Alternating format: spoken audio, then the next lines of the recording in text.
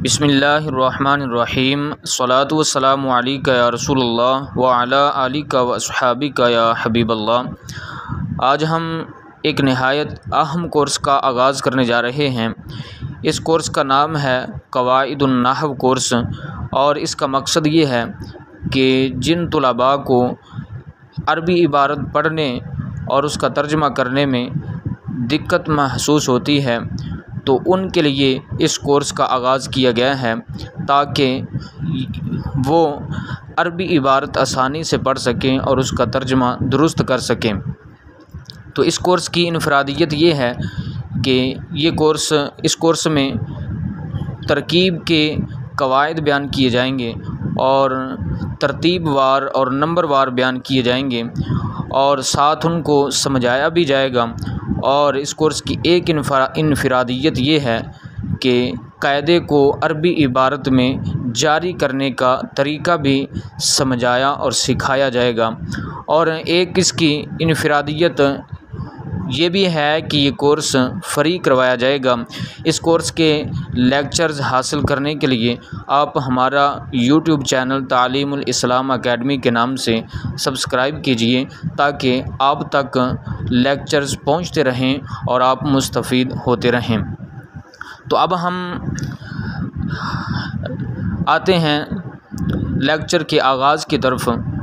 तो इब्तिदा के अंदर चंद चीज़ें आपको बताता हूँ कि जिनको आप शुरू से ही याद करना शुरू कर दें, जो आपको याद होना ज़रूरी है।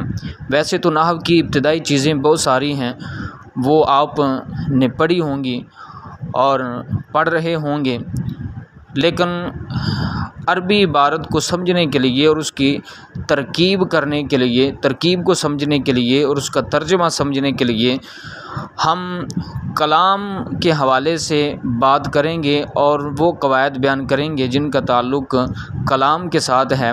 वैसे तो नहव के अंदर जो नहव सीखने वाला है उसको मालूम है कि नहव में कलमा के आखिरी हर्फ से बहस होती है कि कलमा के आखिरी हर्फ पर कौन सा इराब आएगा, रफ़ा आएगा, नस्ब आएगा या जर आएगा या जज़म आएगा।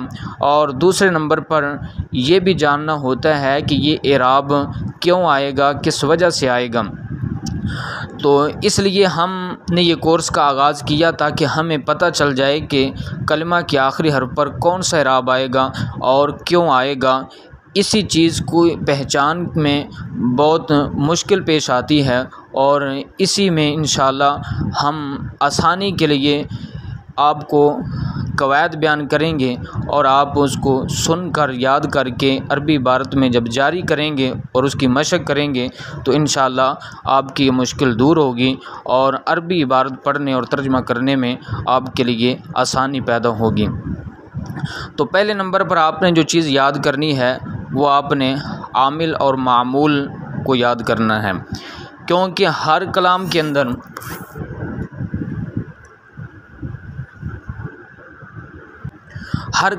अंदर आमिल भी होता है और मामूल भी होता है। तो इसलिए आप पहले नंबर पर आमिल के बारे में याद कर लें कि आमिल कितनी तरह का होता है और कौन कौन से अवामिल हैं। तो आमिल पहले नंबर पर दो तरह का होता है, या आमिल लफ्ज़ी होगा या आमिल मानवी होगा। तो आप अवामिल मानवी भी नहव की किताबों से याद करें और अवामिल लफ्ज़िया भी याद करें। अवामिल लफ्ज़िया तीन तरह के होंगे, या तो उनका ताल्लुक़ हरूफ के साथ होगा या अफ़आल के साथ होगा या अस्मा के साथ होगा। अगर वो इसम है तो अस्माए आमिला में से होगा, अगर फ़ेल है तो फ़ाले आमिला में से होगा, अगर हर्फ है तो हरूफ आमिला में से होगा। तो इसलिए आप अस्माए आमिला कितने और कौन से हैं वो भी याद करें और अफ़आल आमिला कितने और कौन से हैं वो भी याद करें और हरूफ आमिला कितने और कौन से हैं वो भी याद करें और साथ उनका अमल भी याद करें कि कौन सा आमिल क्या अमल करता है। तो जब ये अवामिल आपको याद हो जाएंगे तो फिर अरबी इबारत में आप अवामिल की पहचान करने के बाद ये भी पहचान कर लेंगे कि इस आमिल ने क्या अमल करना है। जब उसका अमल मालूम हो जाएगा तो फिर उसके बाद आने वाले हर्फ पर, लफ्ज़ पर क्या इराब पढ़ना है आपको वो भी मालूम हो जाएगा। अब दूसरे नंबर पर मामूल है, तो मामूल पर जो इराब हमने पढ़ा है वो इराब या तो हमने रफ़ा पढ़ा है या नस्ब पढ़ा है या जर पढ़ा है या फिर जज़म पढ़ा है।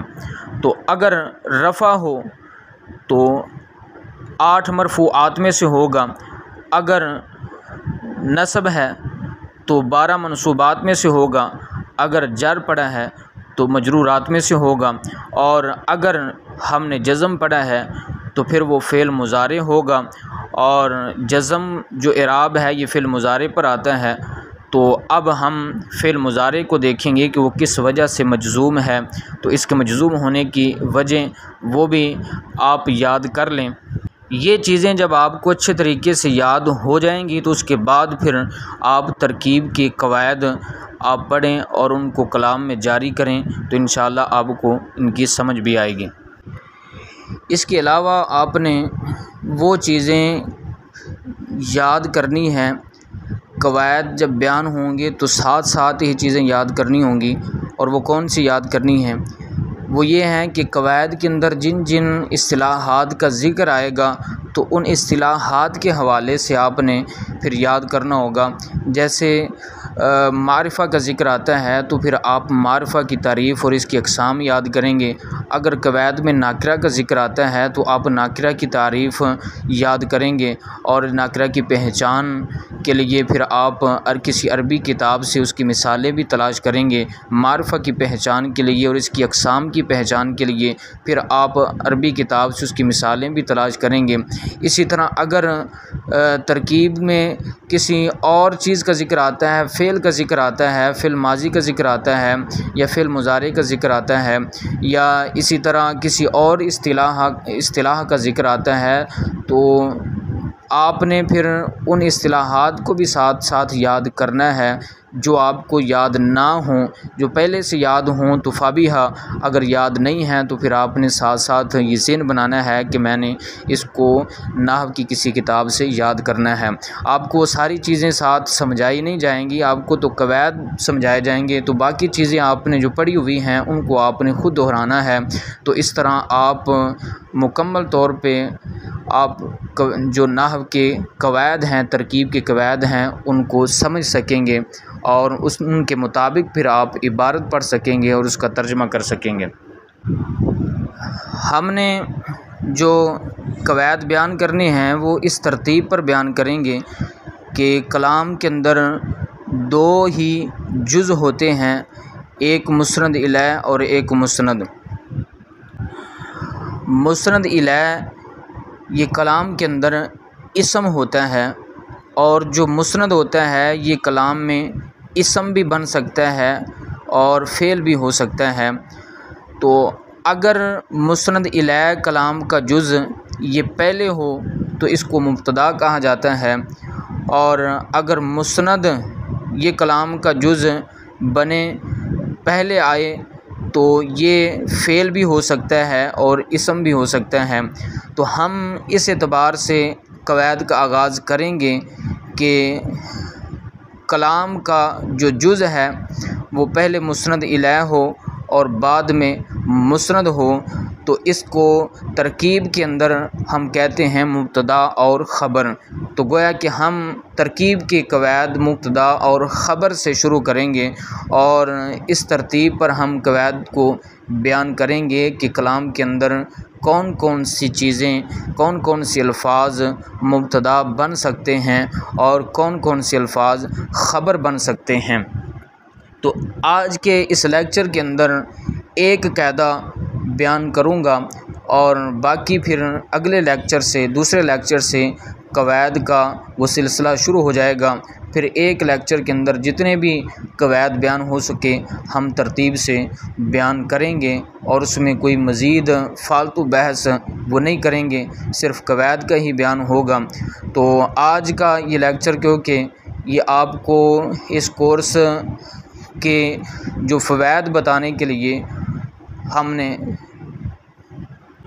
बहुत सारी बातें की, तो इसलिए इसमें ज़्यादा कवायद बयान नहीं हो सकेंगे वरना लेक्चर लंबा हो जाएगा। तो हम मुब्तदा और ख़बर का एक कायदा आपके सामने बयान करके इस लेक्चर को हम मुकम्मल करते हैं।